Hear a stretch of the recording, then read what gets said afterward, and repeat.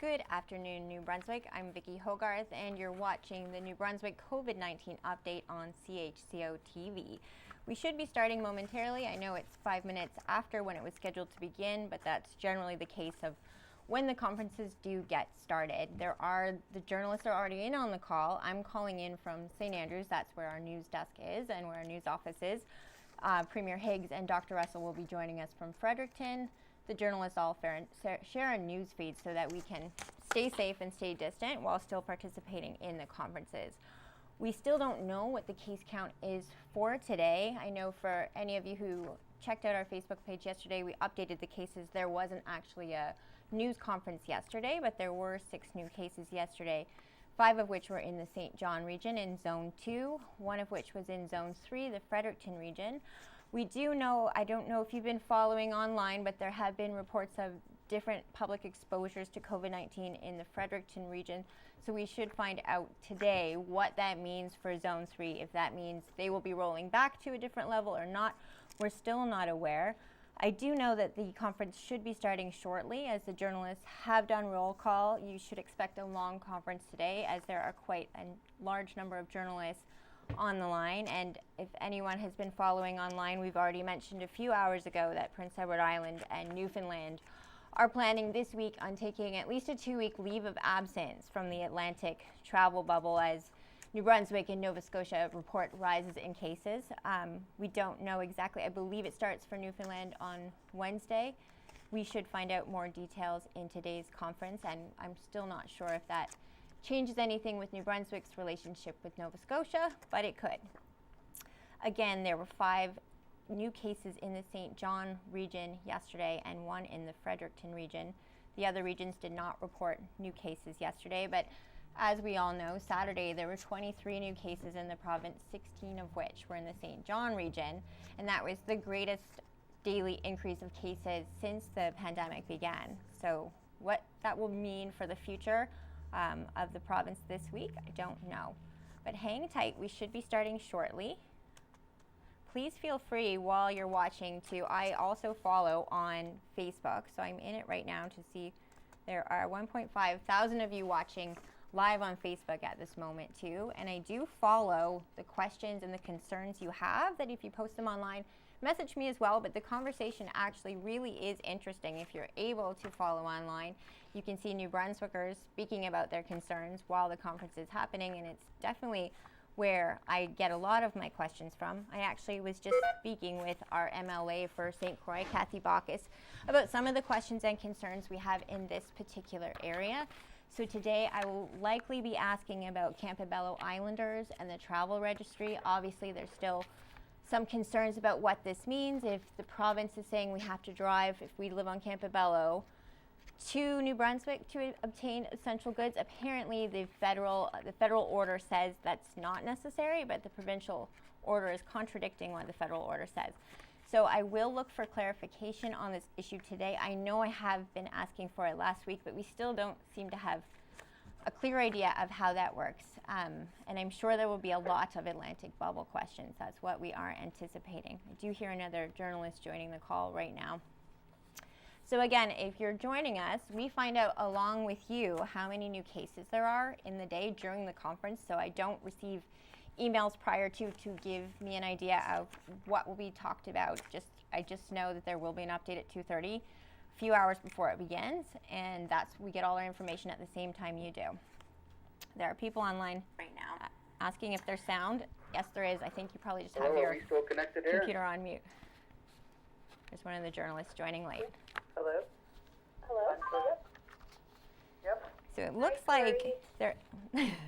like there is some action in the conference room, and as you can hear, there's definitely some action in the conference call. Sometimes when we do have a delay, the journalists at times can be chatty and talking with each other, because there have been times when we've been waiting together on the phone for about 20 minutes before it gets started. We call in generally about 1:45 before whenever the conference begins, just to make sure everyone's there, that roll call's done, and all the journalists are ready to go. I still don't know how many questions we will have today. Usually it's a maximum of 2. There have been times when there have been less journalists on the line and we've been able to ask 3. Are you there? But Yes, I go have a ahead. feeling that's all the journalists I hung up that by join late. mistake when someone asked last time. In case you're So I tried wondering dialing who's back talking. in. I'm good. But yes, as I mentioned, there are quite a number of journalists. As you can see, there are journalists joining us right now. I would guess there's about 16, 17 of us in on today's conference, so Good to know that you it can might hang be up quite on the call lengthy. and get back in. Something to note. I'll turn it down. But I do wait for Bruce McFarland, the moderator's go ahead that the conference is about to begin. I haven't heard from Bruce yet. The roll call was done by someone else today, but please, I really appreciate if you ask questions or voice concerns in our chat bubble that's going on our Facebook page right now in the live stream of the conference. It's where I hear a lot of concerns that are actual concerns of New Brunswickers that I'm able to bring into the conference. I'm going to turn this down a bit more. Sorry. What time is it? It's 11 minutes past when it was supposed to begin, so probably maybe another 5 minutes, but I think all the journalists are there. Let's see if I can find any comments from the public right now. I know I have heard, and I'm wondering if you would be interested in providing some information in the comment section. If any of you have called or tried to register online for a COVID-19 test recently, I'd like to know what is the time frame between when you do register and when you get a phone call from public health. We are hearing from some people in the southwest New Brunswick area that there has been a bit of a delay of up to 2 days before they hear from public health to have their appointment, and I'm wondering if this is common or if this is just happens to be from a couple of the people we've heard from. So I'm actually hearing from MLA Andrea Anderson-Mason in Funny the Isle St. John West right now, who has sent me the federal order for Campobello Island. So thank you, Andrea. I was talking to Kathy too, so I appreciate both of our MLAs for this area on top of what's going on for Campobello. We know there's a lot of confusion. We know it's a long, over 80-kilometer drive to St. Stephen if Islanders do have to get their essentials on mainland New Brunswick. So we will do our best to get an answer today. I know last week didn't seem like we got a clear answer, so I'll try my best to get something today. I know I'm the third journalist that should be up in roll call, so be patient. I will do my best to get you an answer, and obviously your MLAs are on top of it too. Again, we still don't know how many cases there are today. What obviously the notifications for the Fredericton region mean for that region today. I don't know if it will be rolling back to orange along with Zone 1 and Zone 2 who are already there. I know that made for a different weekend for all of us, but we were expecting to have a second wave.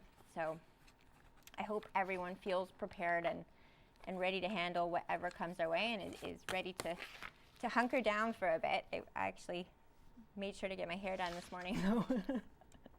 We should be starting any minute, it looks like. I haven't heard anything from the moderator at this point though. I'm getting a question from someone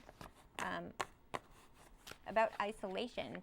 I have been wondering as well. I'm wondering if this is a topic other New Brunswickers are interested in too. So please write to me if you are. There's a pilot project in Alberta that they're doing at the airports where you can be tested on arrival. That was another question I had planned to ask Dr. Russell or the Premier about, whether that would be something worth implementing in New Brunswick, if that would lead to better compliance, or if this would be a good strategy at all. I don't know. I haven't heard of any other provinces other than Alberta that have adopted this strategy. And obviously they don't have to deal with other parts of Canada, like coming in from Quebec. You don't have to quarantine if you're in international traveler issue in Alberta. But it'd be interesting to see if that could be effective for New Brunswick as well. I don't know about any of you, but my own father works in Quebec, so I haven't seen him since May. He hasn't been able to come home because of the quarantine time, so it's something that's definitely on a lot of people's minds, especially with the holidays quickly approaching.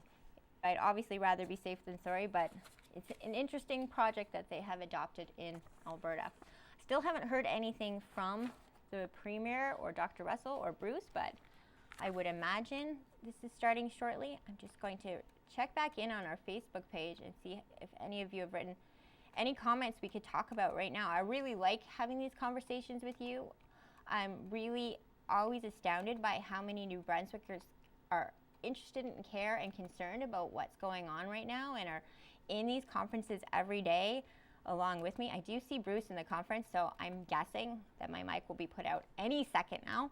So until then, though, please continue sending your concerns. You can also email me at news@chco.tv or vicky.hogarth@chco.tv. I get back to emails too.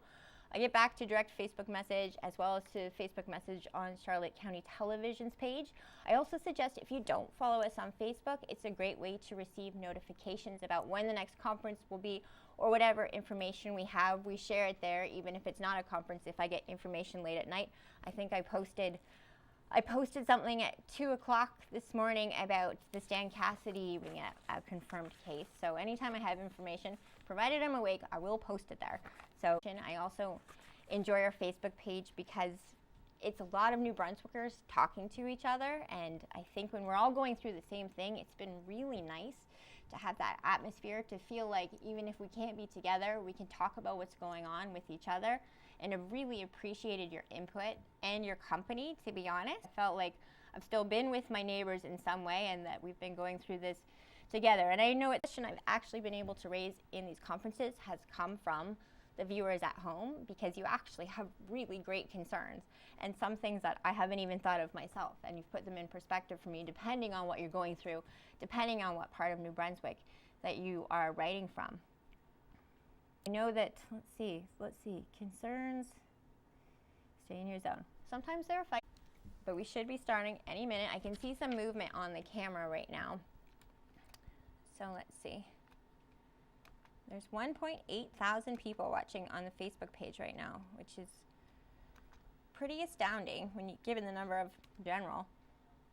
There's a lot of faces, or a lot of people maybe I've never met in my life, but I do have gotten to know because of their input into these conferences and their dedication to watching them, their names that I see every day that are part of it. So I've actually made some friends in the process of doing this, and made some really interesting friends who have very interesting, whether they're frontline workers, stories from people across New Brunswick and how the pandemic is affecting your lives. And it's really illuminated, and I really, really appreciate that. There's sometimes when it's been lonely for us as news people because we feel there are times we can't even go. Oh, here's Bruce. We're about to start. I'll see you at the end.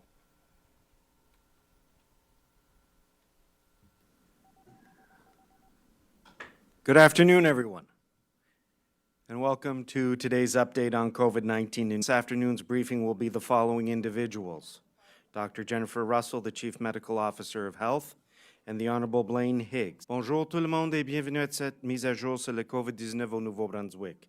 Les personnes suivantes prennent séance d'information de cet après-midi. Le Dr. Jennifer Russell, médecin hygiéniste en chef, le Premier ministre de Nouveau-Brunswick, l'Honorable Blaine.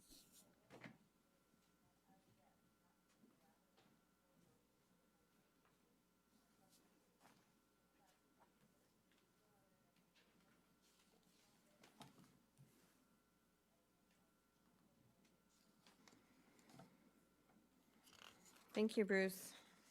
Good afternoon, everyone. Bon après-midi. Dans une phase difficile de la pandémie de COVID-19.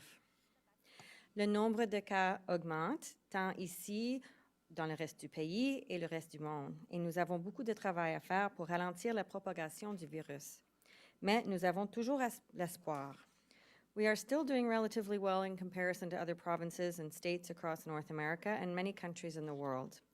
Our infection rates in Atlantic Canada are lower than most provinces in Canada, as yet not faced the rapid and uncontrolled growth in COVID-19 cases that some communities are now seeing. While we have a number of actions, we have not yet confirmed whether cases related to the ongoing outbreaks represent untraceable community transmission in zone. Investigations will continue. Community transmission has been confirmed in the Halifax area by Nova Scotia Public Health, which is one of the reasons non-essential travel within the Atlantic provinces. Les zones 1 et 2 sont présentement dans la phase d'alerte orange du plan de rétablissement, mais elles pourront revenir à la phase jaune si tout le monde respecte les directives de la santé publique. Les éclosions en zone 5 et celui avant en zone jaune après 2 à 4 semaines. Alors, c'est possible de ralentir le propagation vu. Je tiens à remercier tous les résidents de ces deux zones pour les efforts qu'ils déploient afin de réduire le risque que le virus se propage davantage dans leur collectivité. Vos sacrifices peuvent sauver des vies et sauveront des vies. To bring these zones quickly back into the yellow phase and keep the rest of the province at this level, we must all remain vigilant in the days ahead. There has never been a time when the risk has, nor will there ever be until there's a vaccine and we all receive it. So we do have to act like it's in our communities before it arrives. See the number of cases rising globally and across our country. The reporting today of our new cases include 15 new cases. And I will say that with the exception, in total, I think we have 89 active cases in total at the moment. And of those 89 cases in total, my understanding is there are 13 that are still under investigation, which means the rest of them are travel related. So today we have, in Zone 2, we have 11 new cases. In Zone 1, we have 3 new cases, and in Zone 3, we have 1 new case. And, you know, I usually read the long list of et cetera, but this information is available on our website. And honestly, I haven't minded reading those lists because the numbers compared to other places in Canada are small. It's west of New Brunswick, I would be saying that there are now 1,000 cases, today. But new cases, we do want to keep them in our prayers and in our thoughts, as well as those people who are self-isolating at home. Aujourd'hui, j'annonce qu'il comprend les comtés de Saint-Jean, de Kings et de Charlotte, il y a 11 nouveaux cas. Dans la zone 1, dans la zone 3, la région de Fredericton et au centre du Nouveau-Brunswick, il y a 1 nouveau cas. J'ai également le regret d'annoncer qu'une soit le 7e décès dû au virus dans la province depuis le début de la pandémie. Et mes sincères condoléances à la famille de la personne décédée. Et sachez que l'ensemble de la population du Nouveau-Brunswick partage votre deuil aujourd'hui.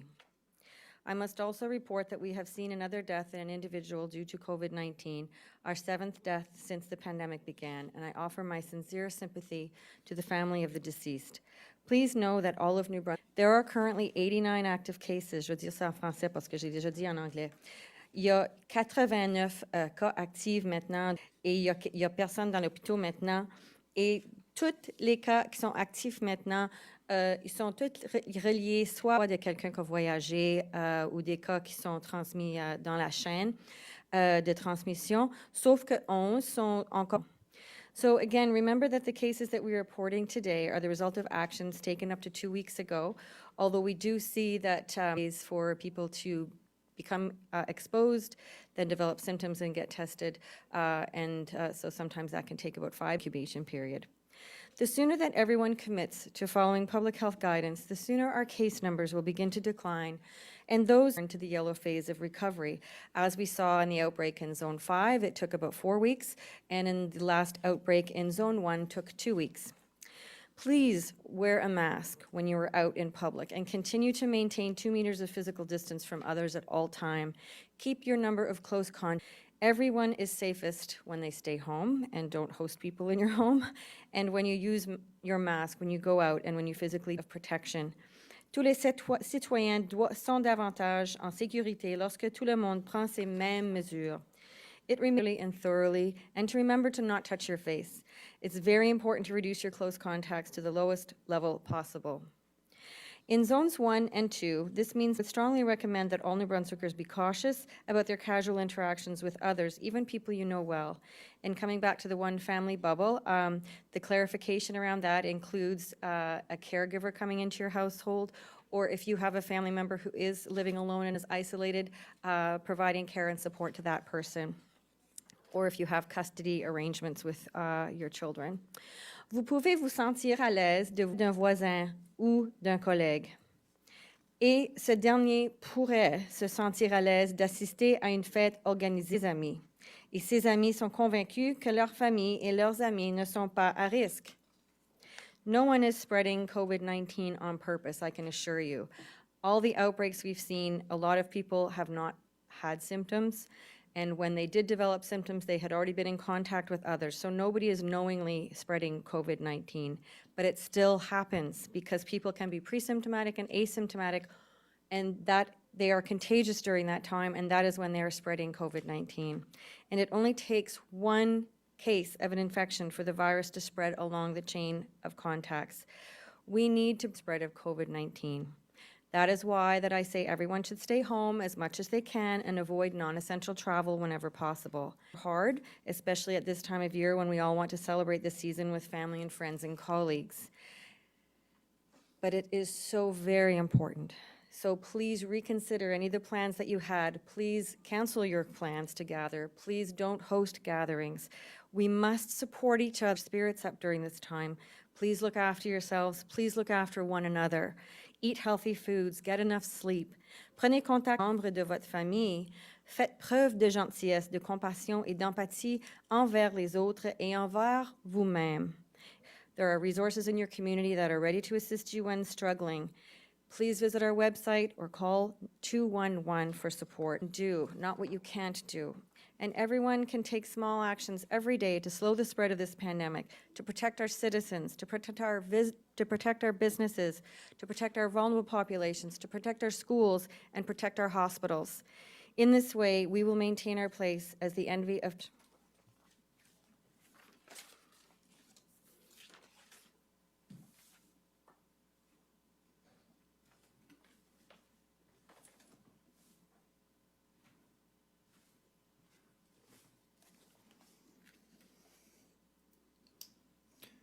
Good afternoon. Bonjour.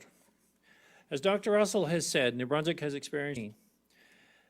This is never easy news to share. On behalf of all New Brunswickers, I want to extend a sincere condolences to the family and the friends of this individual. Our thoughts are with you, and our province grieves your loss. Today, Newfoundland and Labrador and Prince Edward Island are making some changes to their participation in the Atlantic bubble. But for the time being, New Brunswick will not be. And Labrador will require all travelers, including MD travelers, to self-isolate for 14 days upon arrival. The new rules end Wednesday, November 25th for Newfoundland and Labrador. New Brunswickers traveling to PEI and Newfoundland and Labrador, including the governments in those provinces, to determine how today's changes affect them, what conditions are required, and whether any registration or Today's changes by PEI in Newfoundland and Labrador do not affect New Brunswickers returning home after working in those provinces. New Brunswick announced that cross-border New Brunswick workers other than truckers, daily commuters, or those under a plan approved by WorkSafe would need to undergo unless they volunteered to test for COVID-19. The people who do volunteer to test for COVID-19 would only be exempt from self-isolation if they have no symptoms and test negative after their first test, which would be conducted 5 to 7 days after their return to New Brunswick. I join my fellow New Brunswick premiers in cautioning against all non-essential travel over the next 2 weeks outside of our respective provinces, areas, or to do your holiday shopping. We need to shop local. It's not only time to protect ourselves, in time to support the businesses within each of our provinces. While certainly the residents in zone where this is mandatory, or certainly a must, that they do not travel outside of their zones. We want everyone to do the same thing, but to stay at home if you can, but be cautious when you do travel. We're making our decisions based on the advice of the Atlantic. For people living in zones 1 and 2, there are a few basic differences from life in the yellow phase. Some of these are a little different. The biggest thing is you need to wear a mask indoors and out, anywhere in public. These exceptions are very few. You can't have people into your home. You shouldn't be spending time in close contact with anyone you don't live with. In fact, restaurants and bars now have to make sure they don't seat people together who don't live together. These restrictions are intended to reduce transmission and flatten the curve, while at the same time keeping as many businesses that have been following the rules open. We're trying to do that and still keep people living. That's why we've created rigorous protocols for schools, so kids can keep learning, even in orange. It's why we require extensions, so people can keep working. We made one significant change to the yellow phase last week. Informal gatherings are now limited to 20. We still allow larger numbers in control settings. The 20 is for informal gatherings in the yellow phase zones. We are no longer monitoring the provincial borders, and that would be provincial borders between ourselves and Nova Scotia, and continue, however, to monitor the borders in northern part of the province between ourselves and Quebec, and we are enhancing our monitoring of the U.S. border. Les policiers, les agents de l'EPA, les inspecteurs de la santé publique et l'inspecteur du travail visitent les entreprises et les espaces publics partout dans la province pour s'assurer que les règles sont respectées. With provisions of the mandatory orders, such as masking and physical distancing, can be charged and violations of the Emergency Measures Act. Almost all were related to failing to wear a mask. A reminder, and outdoors in the orange zones. Officers aren't just checking mask usage. They are also inspecting businesses and all public places for compliance with the mandatory order, which includes, but is not limited to, masking and the presence of COVID operational plans. Compliance at businesses could be better. Issued dozens of compliance orders, and they will be following up on these orders and conducting more inspection to ensure rules are being followed. Another change you will notice throughout the province, if you are going to a restaurant or anywhere else, you will be sitting, expected to be asked for identification. There will not only ensure that those sitting together, this will ensure that they are in the orange zones are keeping their one family bubble intact. It will also make sure that the names being given for contact tracing are valid. It's important that we understand movements, and it's important that the family bubbles are protected and we're allowed to beat this current outbreak. It's disappointing to learn that discovered that some people have not been giving their real names and contact information when they've been asked. It is disheartening to see a number of active cases steadily climb, but these cases were expected. These cases are known due to the tremendous efforts in contact tracing. We have hundreds of people now that are either isolating or that are being monitored for symptoms, and we are in contact. And today, all 15 cases announced were already identified and isolated. A third vaccine has shown promising results and is now in late-stage trials. So this is not the time for us to falter, the extra mile to protect each other. It's time for us to stay at home. It's time for us to stay in our province. It's time for us to roll back together. And then we get back to normal within the Atlantic bubble and within our routine living within COVID. We are so close to the finish line that we can't lose hope or lose sight of it. But now is the time to dig deep, to remember why we've been careful thus far. When we follow simple rules, it will not be difficult to get across the finish line successfully. Nous faisons tout cela pour assurer la santé et la sécurité de tout le monde. Nous faisons tout cela pour sauver des vies. Let's continue to show the Brunswick is capable of. Let's continue to be number one, not only in COVID and dealing with COVID, but as we move beyond COVID. Let's not lose hope or our diligence to put this COVID back in the box, to make sure that we will continue keeping people safe and our families secure. Thank you. Merci.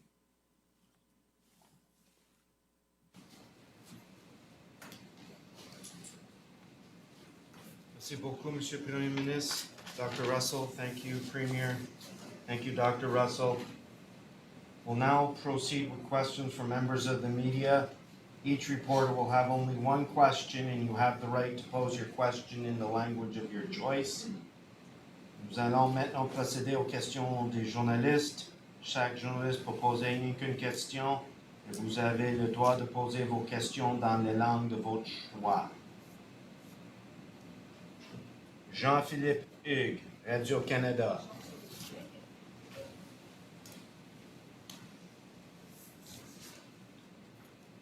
Oui, excusez-moi. Ma question, c'est pour Monsieur Higgs. Puisqu'il y a transmission communautaire en Nouvelle-Écosse, pourquoi avez-vous choisi de garder la frontière ouverte avec la Nouvelle-Écosse?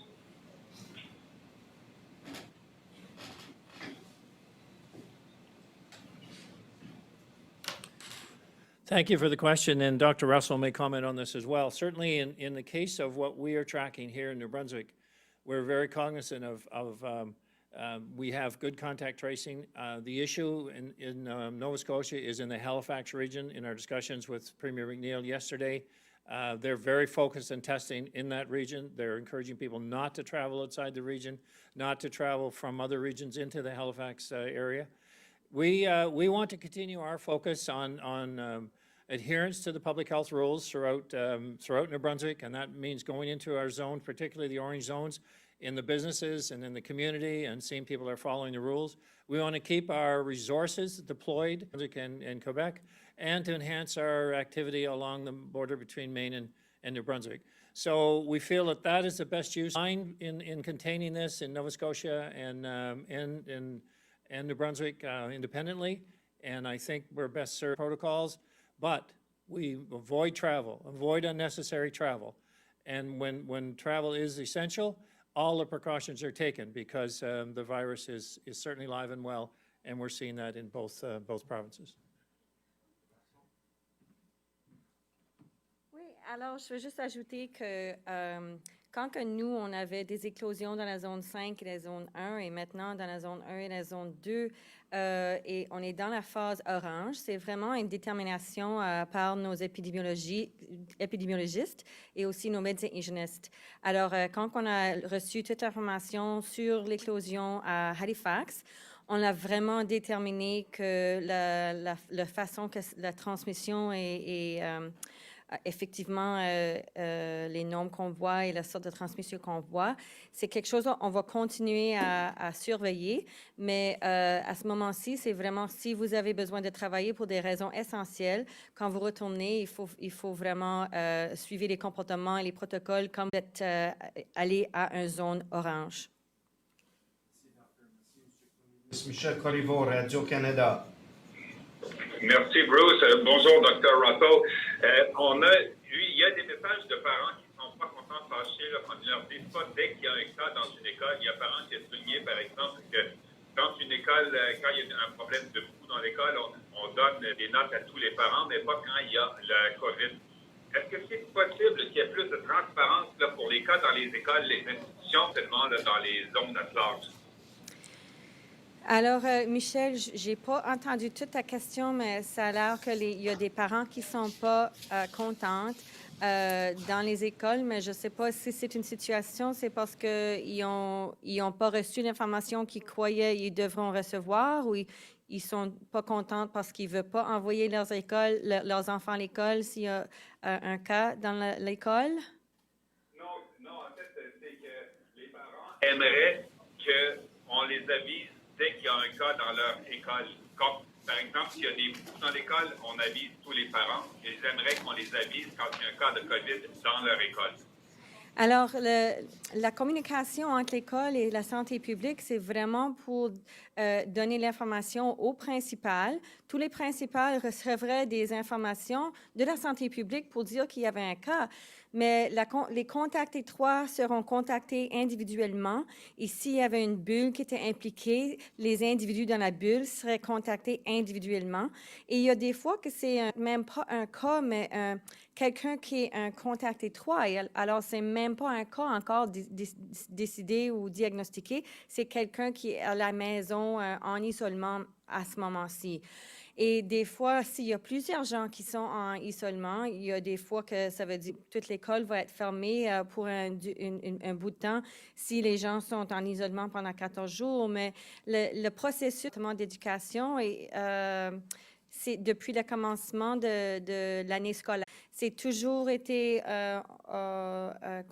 compris que les individus vont être contactés individuellement et les principales vont communiquer avec la population de familles, de parents et des étudiants.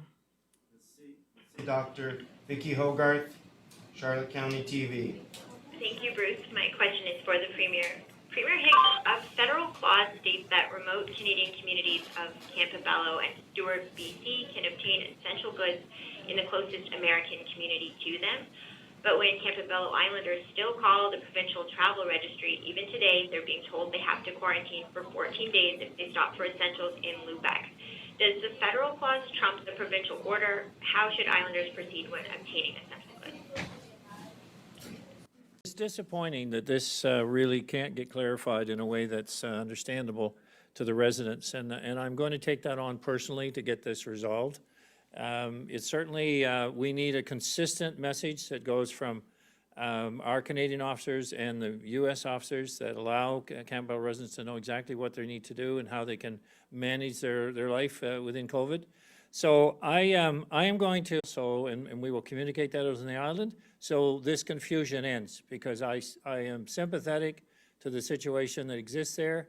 I am to understand they're able to move, obviously, back into New Brunswick from Campobello through Maine, and that they do have the capability to go and follow all the rules, mind you, but for essentials, that would be a concern for them to access nearby in Lubec. So I will make that commitment, and the next newser we'll have that well defined. Thank you, Premier. Thank you, Ms. Hogarth. Ben Burnett, CHSJ News. Thank you. I'm wondering about the mask regulations. I'm reading from the GND website here. A mask is not required while walking with people in the same bubble.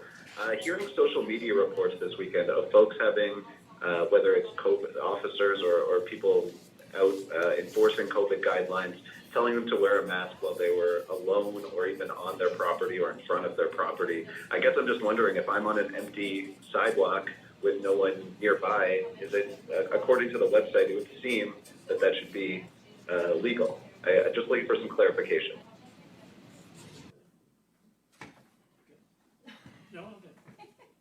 And we've had some complaints in this regard too, and the idea is in the orange zone is that anyone that cannot maintain a social distance and has the possibility of running into someone within 6 feet, then they wear a mask. And, you know, it's kind of hard. Everyone could, or people can claim I'm in a bubble, so it's not a problem. But we're asking people to just follow some very simple rules. This is in the zone orange. This is at a time when we don't know where all of the cases, you know, could come from. We think we got them all traced right now and contacted, and we want to keep it that way. So in the last few days about staying within your own province, but staying within the own orange zone. So I understand there's some confusion when walking on, and I can appreciate if you're out in front of your house and this is on your property, problem. If you're walking down a trail where you're meeting lots of people, then put a mask on. Let's not find as many reasons as we can possibly find not to wear a mask. Let's find a reason why we should wear masks so we don't take a chance. Thank you. Thank you, Premier. Thank you, Mr. Burnett. Elizabeth Fraser, CBC. Hi there. My question is for Dr. Russell. Why don't you, as some epidemiologists suggest, require bartenders and restaurant servers to get tested, since they are often young and therefore unlikely to show symptoms and gather together and see many, many people in the room of a day? Hi, that's a great question, and obviously right now we're increasing our capacity to test, so anybody who does have actual symptoms, it's a really great idea to get tested. We have in the past allowed healthcare workers to get tested who are asymptomatic, as well as teachers, so we can take that back and look at that, but I am aware that in Nova Scotia they were offering testing to that population. Thank you, Doctor. Thank you, Ms. Fraser. Natalie Sturgeon, Telegraph-Journal. Thank you, Bruce. We know, my question is for Dr. Russell. We know from Horizon that 54 people or workers are self-isolating. As well, we've been hearing that the St. John Police Force and people and employees self-isolating. At what threshold does this trigger the red phase, and at what point does public safety outweigh the economy? So our triggers, we've been monitoring every single day for all outbreaks. We reassess them as the case numbers come in and as the type of transmission that we're seeing and what the impacts are on the healthcare system. Obviously, there have a contingency plan in terms of what percentage of the population of their organizations they require to be able to function. I haven't heard from any of those organizations at this point in time. But we have conversations with Horizon and Vitalité on a daily basis around their capacity, because the healthcare service delivery, healthcare workers that are impacted, ICU bed capacity, et cetera, those are all things that trigger to go to the red phase. Thank you, Ms. Sturgeon. Thank you, Dr. Derek Montague, Huddle Today. Hi, yes, thank you. My question is for Premier Higgs. Premier, on Saturday's news conference, you talked a lot to the do. You warned them about fines that could happen, even potential closure. You even said that businesses need to make sure that patrons coming in need to be told to follow the rules or be asked to leave. Have you heard of any instances of businesses that aren't following guidelines that prompted you to make those warnings to businesses? And can you give some examples of activities that you think some businesses have done in the province that don't follow the public health guidelines? Well, there has been a business that was shut down in southeastern New Brunswick because of not following the guidelines, kind of an abuse of what's been out there for some time. We've also had, as I mentioned this morning, there have been some minor infractions, I guess, in relation to understanding, okay, do you know who's here? Are they in the bubble? Are they coming from a family unit? Or are they just, 4, 5, 6 people got out for the evening? So the new regulations within the orange zone is basically, if your family's traveling together, we just need to be sure of that, because it's a case of, again, keeping the exposure to transmission very clear. The other aspects of accurate records, so that the information being provided is accurate, because we're seeing cases where the information, when tracked, it wasn't the same person, or there wasn't a person there by that name. So it's unfortunate, and it's concerning that some health and welfare of maybe your neighbor, maybe your grandparents, maybe your parents. And we're seeing a demographic here that is certainly, that would be more, let's say, active in the night scene, so from 20 to 30-year-olds that have really ramped up in the recent weeks. And that's why cracking down on restaurants, bars that have restaurants in them, it's important. We're trying to keep the businesses going, but make no mistake about it. If we cannot get people to say, look, I can be part of this solution, then the next step is move into a different color, or to make changes in the businesses, or to shut them down one by one as non-compliance is exposed. We need people to all play a role here. We've been doing so well. This is not the time to get lax in our rules and get lax in our behavior. Thank you, Premier. Simon Delacre, l'Acadie Nouvelle.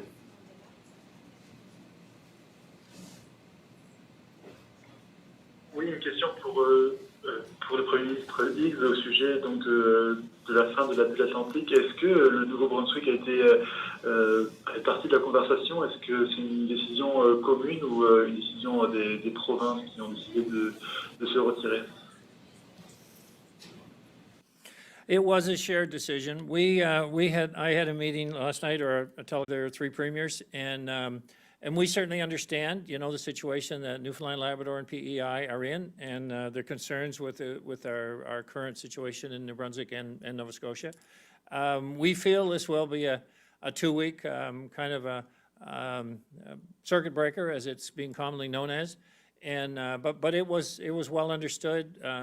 We understand their rules around people coming and going and the enforced isolation, and they understand why we're trying to keep things moving within our province between Nova Scotia and PEI, but doing so only for essential services, and doing so with telling people, let's stay our resources on activities within our collective provinces. As I've said, that was certainly a joint effort and a joint rationale that Premier McNeil and myself agreed was the best place to focus our efforts.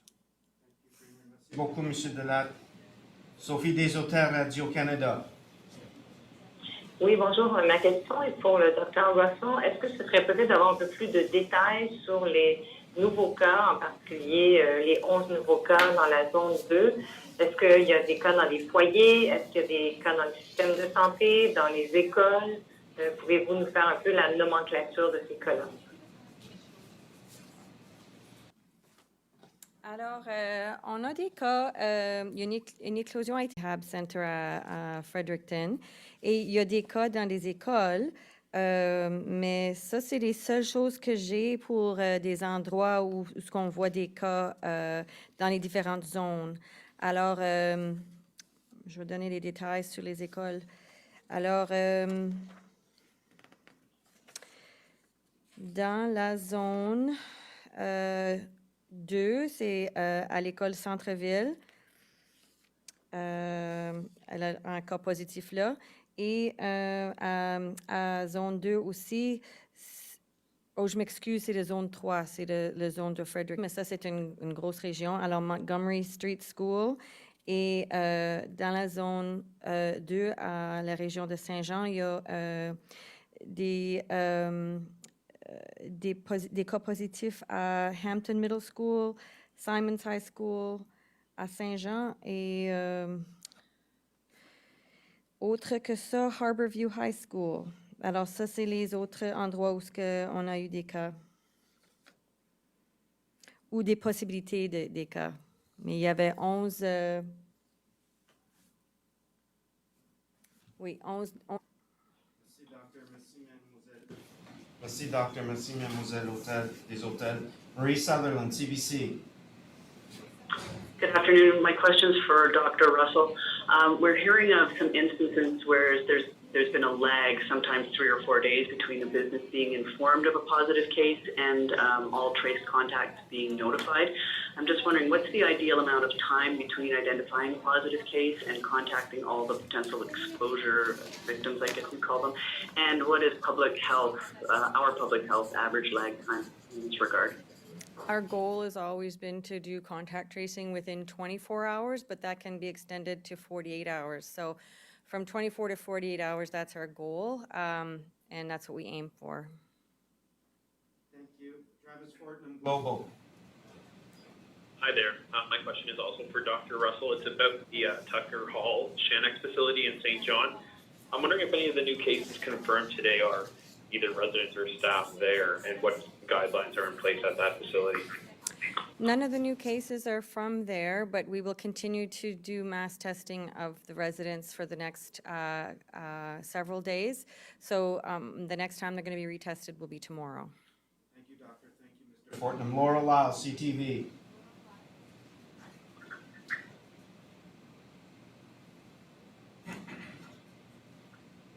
Laura Lyle. Hi, sorry about that. My question is for Dr. Russell. We're just wondering how accurate are reports coming out that the outbreak here in the St. John region can be traced to a single event. In this case, what we're hearing, a dinner theater where several essential workers, including possibly police officers, now self-isolating. Well, the only details I can provide are the fact that, so in terms of community spread, we're not seeing community spread. We've been able to do all the contact tracing and that they're all linked. That's all I can say for right now. Thank you, Laura. Tori Weldon, CBC. Hello. What's the latest on the outbreak at the nursing homes in Dieppe with the test results been so far, and how's the residents who tested positive in Dieppe doing? So my understanding is that there's 0 in Dieppe that have tested positive today, but I'm not sure if they're going to continue to do testing every several days, but that's our protocol in terms of following the situation. Thank you. Allison Sampson, CTV. Hey, yes, just wondering, at what point will you close schools? I know you have families in some areas, but the kids are still going to school and mingling with each other outside of those bubbles. So at what point do you go back to online learning? So the red phase, otherwise, as we've done throughout the entire pandemic, we manage the outbreaks and the exposures and the cases on a school-by-school basis. So the risk assessments are done with each school, with the type of transmission that we see or exposure we see. We work with the classroom, the teachers, the parents, and the principal when the risk assessment is done around what kind of exposure and close contacts are involved.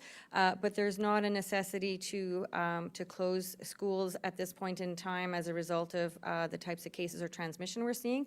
Sometimes for an operational decision can be made at the school level because there could be too many people that are self-isolating or critical staff that are self-isolating and they can't run certain parts of the school that way. But at this point in time in the orange phase or in the yellow phase, cases are managed and close contacts are managed on a school-by-school basis. Thank you. Savannah Odd, Telegraph Journal. Hello, my question is for Dr. Russell. When you say immediate family members requiring support can bubble with another household, support is a pretty broad term. Are you saying that anyone living alone can bubble with others? And can you explain the choice to shrink that orange bubble down to one home just a few months after loosening it to two? Right, so throughout the pandemic, we will continue to evolve and change our advice and recommendations based on the risks that we see, and those risks are always evolving. When we know that a lot of the transmission is happening in people's homes or private gatherings, then we do have to manage that risk by targeting the approach in terms of keeping people safe by using that approach. So what we were seeing in other outbreaks, again, is the transmission being driven by private homes, gatherings, etc. So that's the reasoning behind why the bubble has shrunk. I think the concept of a two-household bubble was challenging to articulate in terms of the spirit behind it and what the safety measures were going to bring to it. But with the one household bubble, we're talking about if you have a caregiver that has to come in, then that's acceptable. And then in terms of a family member who's isolated, and from a mental health perspective, that's really support for somebody who's isolated and lives alone in that way, or any kind of support, whether it's physical support or mental support, emotional support. Thank you, Dr. Russell. Wilden Paul, Radio-Canada. Merci, Bruce. Ma question est pour les vaccins contre la COVID-19. J'aimerais savoir comment vous souhaitez qu'Ottawa fasse la distribution des premières doses à la province. Alors, est-ce qu'elle doit se faire en fonction du nombre de cas actifs ou de la population? Et allez-vous limiter pour obtenir des premières doses de vaccins?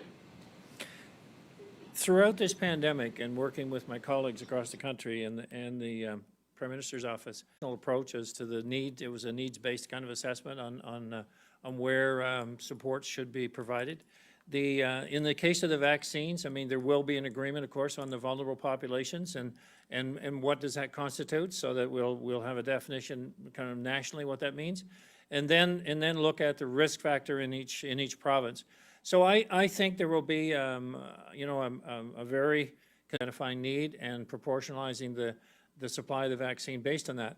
I'm also encouraged by what I've seen for supplies. I mean, early stages, the federal government have made significant purchase of potential vaccine or reserved supply.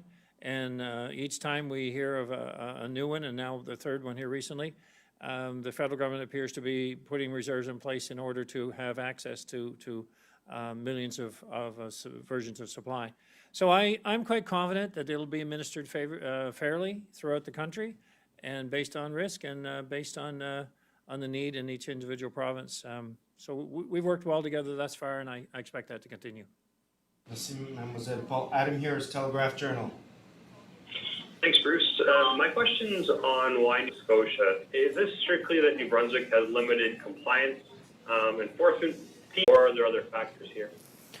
Well, it's about priorities, and in the case of between ourselves and Nova Scotia, we both believe that our priority needs to be in how we manage adherence to public health rules, how we basically enforce those rules within our communities.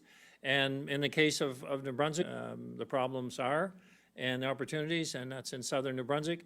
In the case of Nova Scotia, next region. So the message from both of us is certainly, and it's actually from all of us, is stay at home, you know, and support your local businesses, but stay within your own province. And in our individual areas, we're saying, you know, stay in the zone orange and don't travel in and out of the zone.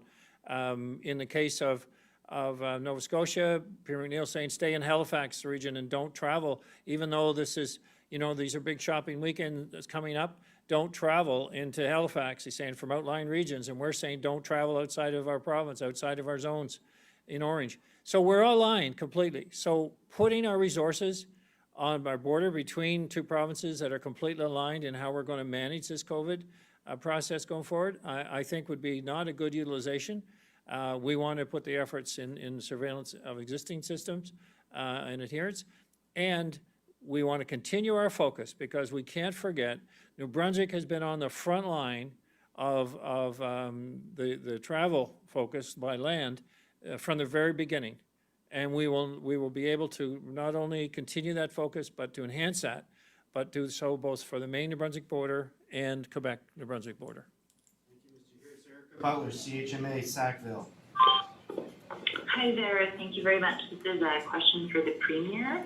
I've heard from restaurant owners who say, or who believe that they can get fined if they end up with a party of more than one household in their establishment. So I'm just asking, are restaurant and bar owners and workers, are you asking them to ensure that any party that they serve is part of a one household bubble? And would they be fined if they serve such a party, or what should they do in such a case? We are expecting owners of establishments to follow the public health rules and location of patrons, so that if you're coming into a restaurant with a party of 6, there needs to be some way to identify that party of 6 is coming and a confirmation they're coming from the same household.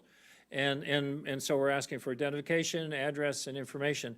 And if people, you know, if people say, well, I don't want to give that, then the business owner has an obligation to say, well, and unfortunately, due to the public health rules and the the Emergency Measures Act, then I'm not able to serve you in this establishment. And problems in that regard with patrons, and then they should call for assistance. But we're asking people not to try, as I said earlier, to game the system. Just be part of the solution. Let's keep this together and let's not lose it when we're so close to the finish line. Graham Benjamin, Global News. Hi, thank you. Thanks for having this. This is a question for Dr. Russell. Over the week, Scotia Health released 34 potential COVID-19 exposure locations over 48 hours, with the recommendation for 15 of those locations being anyone in attendance to arrange for testing immediately. Is that something being considered for any of the potential exposure locations in New Brunswick? And what point does the exposure have to get to in order for that recommendation to be made to get that test immediately? So those would be decisions that public health, and they would be based on risk assessments based on what they knew about cases that had attended those places. For here in New Brunswick, our public exposures were more around the fact that contact lists perhaps were not maintained in a way that we could contact everybody, or as the Premier mentioned, if the information that was provided was not valid. So again, it's based on risk assessments and what we would think the risk would be. We aren't testing asymptomatic people at this time unless public health is directing them to. And so right now our advice is to self-monitor and get tested at the earliest time that you notice symptoms. Thank you, Mr. Benjamin. Emma McPhee, Telegraph Journal. Yes, my question is for the Premier. I'm wondering, can eviction still happen under the orange phase? And if so, are there any plans in place to bring the eviction ban back? Say can happen. We have not put any rules in place that would say that under a normal condition, or if there was a situation that was in a case. However, I think we caution that landlords should be very prudent in the exercise of such activity. A unique situation, especially being in orange, is a unique situation, and we don't need to add stress and strain into the community by someone having to shop looking for a new apartment. So I would ask for diligence here from the landlords not to be putting eviction notices on the door and not to be exercising that situation at this time, but we're not, at this stage, we don't have any particular change in our rules to govern that. Thank you, Premier. John Chilliback, Daily Gleaner. Hi there. I think Dr. Jennifer Russell confirmed that Centreville Community School had an exposure, but I just wanted her to say that again if possible, because I couldn't quite hear. Along with Montgomery Street School and a handful of schools in St. John, that there have been some exposures, and if she could comment on what she can say to parents to allay their fears, because a lot of them, if they're sending their kids to those schools, they might be very worried.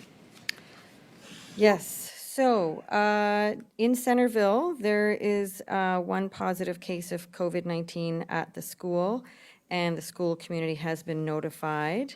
There is a confirmed case at Montgomery Street School, and that school community has been notified. And families of students and staff at Hampton Middle School in Hampton and Simon's positive case in each of those schools. And in addition, families of students and staff at Harborview High School in St. John were advised of a possible exposure to COVID-19 case. And those schools have been in touch with families and have communicated any potential changes regarding learning. From a parent's perspective, I have mentioned before that I am a parent. Both my kids are teenagers and they go to school. And I am planning to keep my kids in school for the duration of the pandemic unless I get a phone call from public health or I get a phone call from the school that there's been an exposure and that they're not supposed to be there, or the school is closed, or they are being identified as a close contact of a case, or they themselves are a case. So I do understand those fears and concerns, but the way that we've been working with education in early childhood is that we have had plans in place since the beginning of school that we worked on for most of the summer, actually, to make sure that things are done with a risk assessment, with public health, in conjunction with the schools and teachers and principals.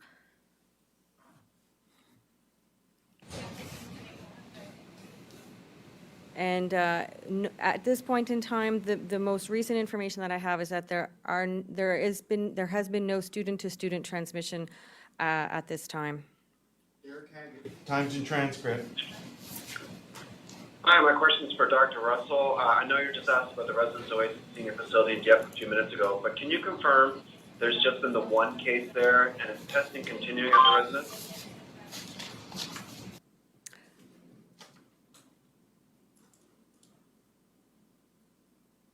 Yep, to my knowledge, there's only been one, but we will continue with our same protocols and processes that we do in any long-term care facility or adult residential facility in terms of testing and isolation, et cetera. So we will continue to monitor that situation. Tom Bateman. Times and transcript. Hi there. For Dr. Russell, and I believe you kind of touched on this just a second ago, where public health has said that establishments who keep proper records of patrons won't be identified in the event of a public exposure.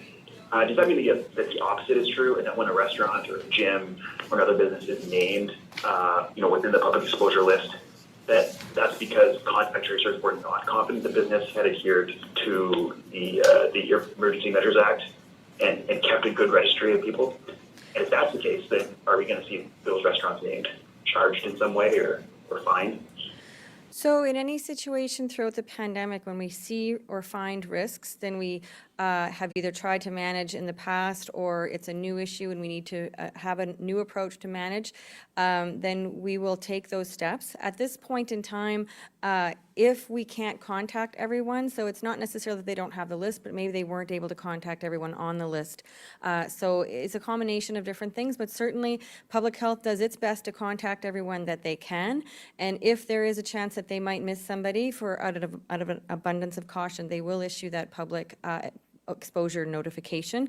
And as the Premier was saying, over the weekend, there has been a lot of activity with Department of Public Safety and WorkSafe. These are the same steps that were followed in Zone 5 to make sure that everybody understood the information that was being provided on how to keep patrons safe. Up in the Zone 5 outbreak, part of the issue was around employees infecting other employees and making sure they were wearing their masks. So where we see risks, that's where we target the management of those risks. Radio-Canada. Oui, bonjour. Ma question est pour Dr. Russell. Donc, il y a plusieurs propriétaires d'entreprises qui ont eu des risques d'exposition à la COVID, trouvent qu'il manque d'informations quand la santé publique les contacte. Vous avez dit précédemment que la santé publique contactait ces entreprises-là pour qu'elles puissent gérer leur communication. Mais pourquoi alors certains entrepreneurs reçoivent de la part de la santé publique des consignes plus sévères, très précises, comme la fermeture pendant Single household, and if you require somebody to enter your home to offer support to one of your family members, that's okay. And if you have an individual in your family that requires that lives alone and is isolated, then that person can be in your bubble in the sense that their mental health would be affected negatively if they were to continue to be isolated alone. Last question, Steve McKinley, Toronto Star.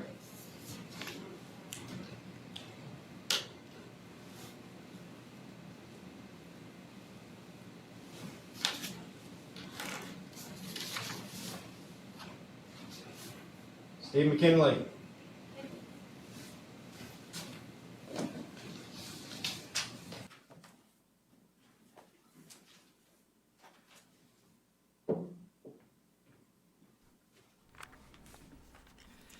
That concludes today's update. That concludes today's COVID-19 conference for New Brunswick with Premier Higgs and Dr. Russell.